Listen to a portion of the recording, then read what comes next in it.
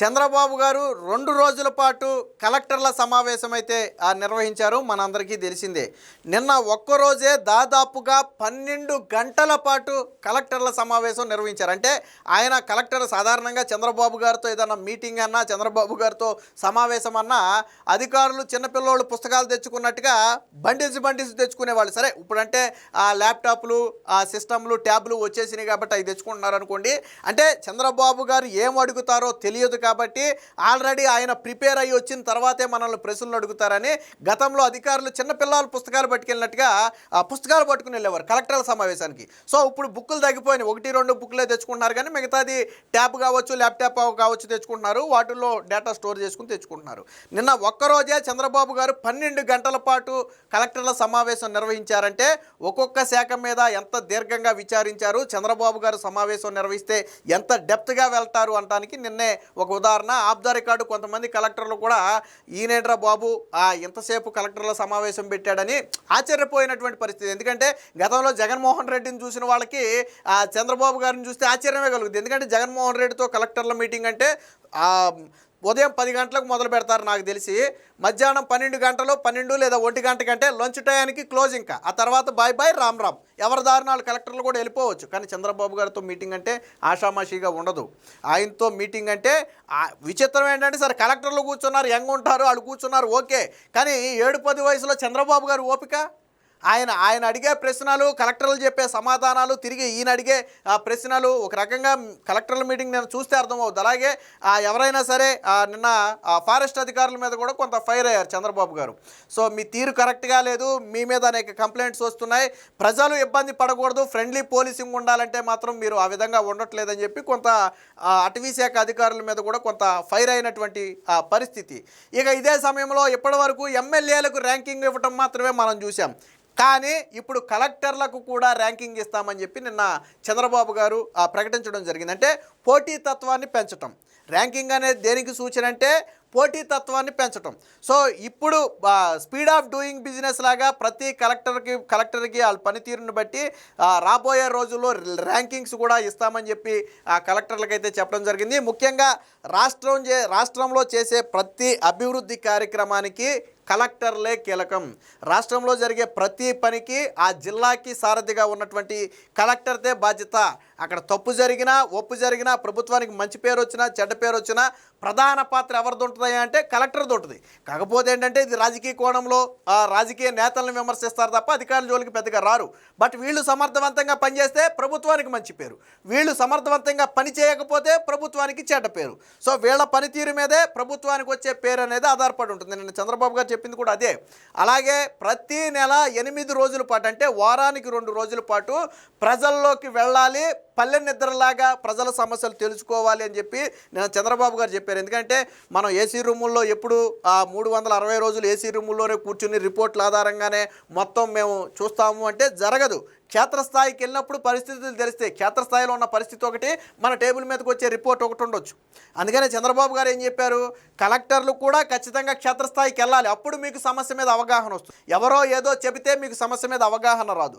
అలాగే ప్రజలకు కూడా భరోసా రావాలి. ఒక కలెక్టర్ లాంటి వ్యక్తి మన మధ్యకు వచ్చి తిరుగుతుందంటే అధికారులు ఫ్రెండ్లీగా మనతో ఉంటారు. రెండోది, క్షేత్రస్థాయి అధికారులకు భయం, భక్తి 2 ఉంటాయి. కలెక్టర్ లాంటి అధికారే కిందికి వచ్చి తిరిగి ప్రజల సమస్యలను డైరెక్ట్గా నేరుగా అడిగే ప్రయత్నం చేస్తే కింది స్థాయి అధికారులు కూడా భయం ఉంటుంది. నిన్న చంద్రబాబు గారు చెప్పింది కూడా అదే. కలెక్టర్లు ఖచ్చితంగా క్షేత్రస్థాయికి వెళ్లాల్సిందే, ఆ ప్రజలతో మమేకం కావాల్సిందే, వాళ్ళ సమస్యల గురించి అడిగి తెలుసుకోవాల్సిందే నిన్న చంద్రబాబు గారు అయితే చెప్పడం జరిగింది. దీనికి సంబంధించినటువంటి ఒక వార్త కూడా వచ్చింది, ఒకసారి చూద్దాం.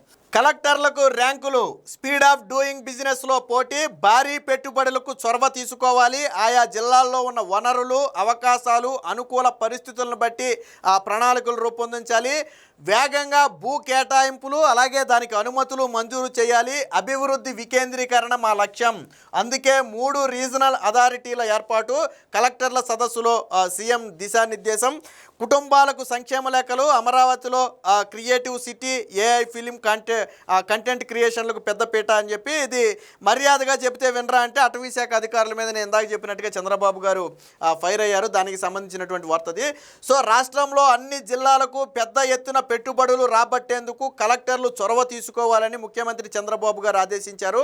వాటిని గ్రౌండ్ గ్రౌండ్ అయ్యేలా చూడటంలో క్రియాశీలకంగా పనిచేయాలని సూచించారు. ఈ విషయంలో నిస్తేజాన్ని పోగొట్టేందుకు స్పీడ్ ఆఫ్ డూయింగ్ బిజినెస్లో కలెక్టర్ల మధ్య పోటీ పెట్టి జిల్లాల వారీగా ర్యాంకులు ఇస్తామని చెప్పారు. గురువారం జరిగినటువంటి కలెక్టర్ల సమావేశంలో ఈ ప్రతిపాదనలు చేశారు. అంటే చంద్రబాబు గారు చెప్పింది ఒకటే, కలెక్టర్లు చొరవ తీసుకుని పరిశ్రమలను ఆయా జిల్లాలకు రాబట్టాలి ఒకటి. రెండోది, పరిశ్రమలకు అనుమతులు వేగంగా మంజూరు చేయాలి, భూమి వేగంగా మంజూరు చేయాలంటే గవర్నమెంట్ ల్యాండ్ ఎంత లభ్యత ఉంది, మనం ఎంత పరిశ్రమలకు ఎంతవరకు కేటాయించవచ్చు అనేది ఒక ప్రణాళిక ఆల్రెడీ మీరు సిద్ధం చేసుకోవాలి. సరే పరిశ్రమ వచ్చింది, మేము ఎంఓయూ చేసుకున్నాం కదా అయిపోయిందంటే కుదరదు. ఆ వచ్చిన పరిశ్రమను వెంటబడి తీసుకొచ్చి గ్రౌండ్ అయ్యేలాగా, అంటే అది ఎస్టాబ్లిష్ అయ్యేలాగా, ఉపాధి కల్పించేలాగా కలెక్టర్లే చొరవ తీసుకుని కోఆర్డినేషన్ చేసుకోవాలి అనేది నిన్న చంద్రబాబు గారు చెప్పిన మాట. దీనికి అంటే కలెక్టర్ల మధ్య ఏంటంటే పోటీ పెడితే ఏంటంటే నిస్తేజం, అంటే ఏదో చెప్పారులే చేద్దాంలే చేయకపోతే కొడతారా అనే ఈ ఉద్దేశాన్ని పోగొట్టడం కోసం చంద్రబాబు గారు ఏం చేశారంటే చిన్న పోటీ ఒకటి పెట్టారు. ఏంటది, స్పీడ్ ఆఫ్ డూయింగ్ బిజినెస్ లాగా. ఇక నుంచి ప్రభుత్వం ఇంతకుముందు ఎమ్మెల్యేలకి ర్యాంకింగ్లు ఇచ్చేది, స్టిల్ ఈ రోజుకి ర్యాంకింగ్లు ఇస్తున్నారు, అలాగే మంత్రులకి ర్యాంకింగ్లు ఇస్తున్నారు. సో అలాగే ఇప్పుడు కలెక్టర్లకు కూడా ర్యాంకింగ్లు.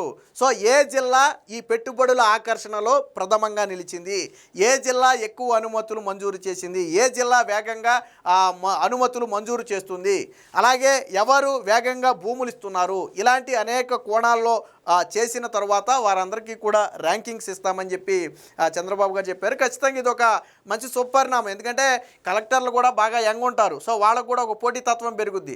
అరే పక్క రాష్ట్రంలో 10 పరిశ్రమలు వస్తే, మా పక్క జిల్లాలో 10 పరిశ్రమలు వస్తే మనకు 12 పరిశ్రమలు రావాలి, ఇక్కడ 12 పరిశ్రమలు వస్తే అక్కడ 14 పరిశ్రమలు రావాలి అనే పోటీతత్వం పెరగడంతో వారు కూడా యాక్టివ్గా పనిచేస్తారనే ఉద్దేశంతో నిన్న చంద్రబాబు గారు అయితే ఈ ప్రకటన చేశారు. దీనికి సంబంధించిన మరొక వార్త కూడా వచ్చింది, చూద్దాం. సో పెట్టుబడులు అధికంగా వస్తేనే స్థానిక యువతకు ఉపాధి అవకాశాలు లభిస్తాయని, ప్రజల తలసరి ఆదాయం పెరుగుతుందన్నారు. కొత్త పెట్టుబడులను ఆకర్షించేందుకు కలెక్టర్లు చర్యలు తీసుకోవాలని సూచించారు. ఆయా జిల్లాల్లో ఉన్నటువంటి వనరులు, అవకాశాలు, అనుకూల పరిస్థితుల ఆధారంగా వివిధ రంగాల్లో పెట్టుబడులు ప్రోత్సహించేందుకు ప్రణాళికలు సిద్ధం చేసుకోవాలని చెప్పి చంద్రబాబు గారు చెప్పారు. ఇక ఎకనామిక్ జోన్ల అభివృద్ధికి కూడా ప్రణాళికలు అయితే చెప్పడం జరిగింది. రాష్ట్రంలోని ఉత్తరాంధ్ర, కోస్తా, రాయలసీమ జిల్లాలను ఆయా ప్రాంతాల వారీగా Visakhapatnam, Amaravati, Tirupati economic regional development జోన్ల పరిధిలోకి తీసుకువచ్చి అన్ని జిల్లాలను పారిశ్రామికంగా అభివృద్ధి చేసేందుకు కార్యాచరణను సిద్ధం చేశారు. విశాఖపట్నం జోన్కు రాష్ట్ర పరిశ్రమల శాఖ కార్యదర్శి ఎన్ యువరాజు, అమరావతి జోన్కు పురపాలక శాఖ ముఖ్య కార్యదర్శి అయినటువంటి సురేష్ కుమారు, తిరుపతి జోన్కు excise and mines principal secretary అయినటువంటి ముఖేష్ కుమార్ మీనా కన్వీనర్లుగా అయితే వ్యవహరిస్తారని చెప్పారు.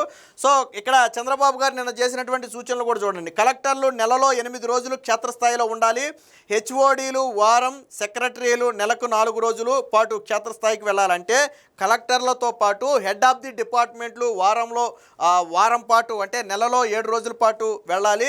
సెక్రటరీలు ఎవరైతే ఉంటారో వాళ్ళు నెలలో 4 రోజుల పాటు క్షేత్రస్థాయికి వెళ్ళాలని చెప్పి చంద్రబాబు గారు చెప్పారు.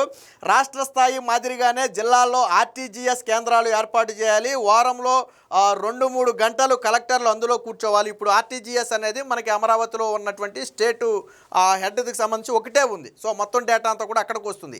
అలాంటిదే ఇప్పుడు కలెక్టర్లు ప్రతి జిల్లాలో కూడా కలెక్టరేట్లో ఒకటి ఏర్పాటు చేయాలి, ఆర్టీజీఎస్.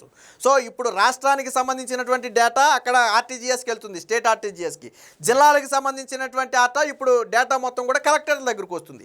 పైగా ప్రతిరోజు కలెక్టర్లు దాంట్లో కొంత టైం అంటే 2-3 గంటలు టైం అందులో స్పెండ్ చేసి పథకాల పంపిణీ ఎలా ఉంది, వచ్చిన ఫిర్యాదులు ఎంతవరకు పరిష్కారం అవుతున్నాయి, ప్రజల సమస్యలు ఏ విధంగా ఉన్నాయి, ఫిర్యాదులు ఏంటి, ఇలా అన్ని అంశాల మీద క్షుణ్ణంగా పరిశీలించాలని చెప్పడం జరిగింది. ఇక SIPB state investment promotion board తరహాలో జిల్లాల్లో కలెక్టర్లు డిఐపిబిలు ఏర్పాటు చేసుకోవాలని చెప్పారు. వినూత్నమైన ఆలోచనలు చేయాలి, పాపులేషన్ మేనేజ్మెంట్ పాలసీని అమలు చేయాలి. చంద్రబాబు గారు ఇటీవల తీసుకొచ్చినటువంటి ఏదైతే పాపులేషన్ మేనేజ్మెంట్ పాలసీ ఉందో, అలాగే ప్రభుత్వం దానికి ఇచ్చినటువంటి ప్రోత్సాహకాలు ఏవైతే ఉన్నాయో, ముఖ్యంగా గవర్నమెంట్ ఎంప్లాయీస్కి 3 లేదా అంతకంటే ఎక్కువ మంది పిల్లలు ఉంటే ఎటువంటి ప్రోత్సాహకాలు ఇస్తున్నాయో వీటన్నిటినీ కూడా కలెక్టర్లు తెలియజేయాలి. దానికి సంబంధించిన ప్రణాళికలు కూడా సిద్ధం చేసుకోవాలని చెప్పడం జరిగింది. ఏదేమైనా మొత్తంగా నిన్న జరిగినటువంటి 2 రోజులు జరిగినటువంటి కలెక్టర్ల సమావేశంలో పూర్తిగా రాష్ట్ర స్థాయిలో చేపట్టాల్సినటువంటి పలు అభివృద్ధి కార్యక్రమాలు, జిల్లా స్థాయిలో చేపట్టాల్సినటువంటి అభివృద్ధి కార్యక్రమాల మీద కలెక్టర్లకైతే దిశానిర్దేశం చేయడం జరిగింది.